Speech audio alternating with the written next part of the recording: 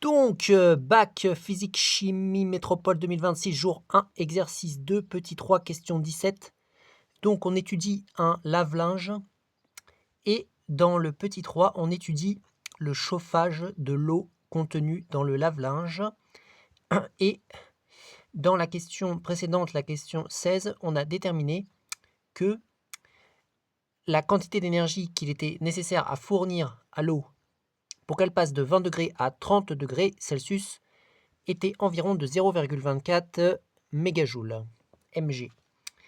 Et donc maintenant, on fait l'hypothèse que la puissance électrique fournie au thermoplongeur, qui est l'élément qui fait chauffer l'eau, est intégralement transmise à l'eau sous forme d'un flux thermique phi, de valeur phi est égal à PL, avec PL qui nous est donné dans l'énoncé, qui est égal à 2 kW.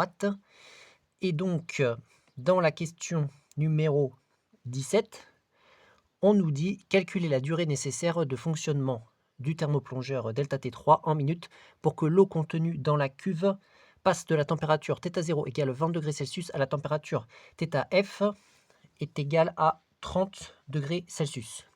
Voilà, donc on demande combien de temps il faut que le thermoplongeur qui chauffe mette pour faire chauffer cette eau de 20 degrés à 30 degrés. Combien de temps il va falloir qu'elle chauffe? Eh bien, le thermoplongeur, il donne un flux thermique qui est égal à la puissance électrique qu'il fournit, qui est égal à 2 kW. Et donc, on sait que 1 watt, c'est une unité, donc le watt est une unité de puissance. Et donc, 1 watt, c'est égal à 1 joule par seconde. Donc, du coup, ça veut dire que s'il est de 2 kW, ça veut dire qu'il fournit 2 kJ par seconde, ce thermoplongeur. Et donc, cette puissance est complètement fournie à l'eau d'après les hypothèses de l'énoncé. Et donc, toutes les secondes, en fait, l'eau obtient 2 kJ. Voilà, c'est ça qu'il faut retenir un petit peu. Enfin, bien sûr, il y a une formule qu'il faut connaître, mais il faut aussi la comprendre.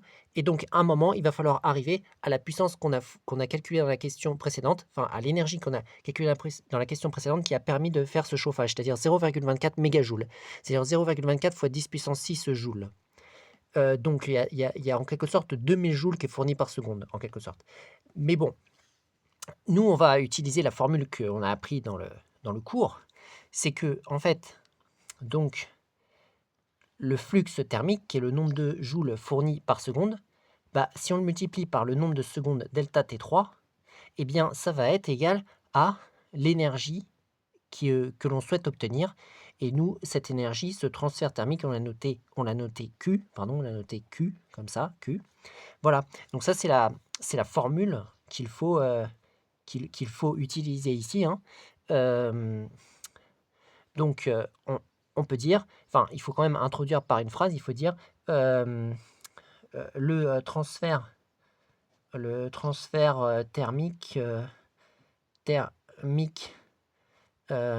du thermoplongeur à l'eau qui est Q est égal, voilà, est égal au flux thermique phi multiplié par la durée de fonctionnement delta T3. Voilà.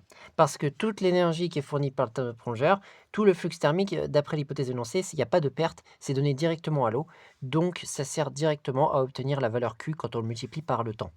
Et donc, du coup, nous, on veut le temps. Donc, du coup, on va diviser des deux côtés par phi pour pouvoir le faire passer de l'autre côté. Donc, du coup, delta T3 va être égal à Q sur phi. Voilà. Et après, on applique tout cela avec un calcul. Q, c'est 0,24, on l'a déterminé dans la question précédente, mégajoules, donc on doit le convertir en joules. 1 mégajoule, c'est 10 puissance 6 joules, c'est 1 million de joules, donc on multiplie par 10 puissance 6, on divise par le flux thermique qui est égal à 2 kWh, c'est donné dans l'énoncé, c'est donné en données, donc je le mets en watts également, comme ça on sera tout parfait dans les unités du système international.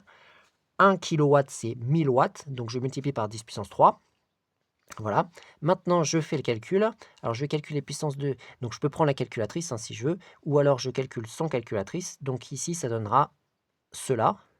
Puisque 0,24 divisé par 2, ça fait 0,12. Et 10 puissance 6 divisé par 10 puissance moins 3, ça donne 10 puissance 3. Enfin, divisé par 10 puissance 3, ça donne 10 puissance 3. Et donc là, nous sommes en secondes.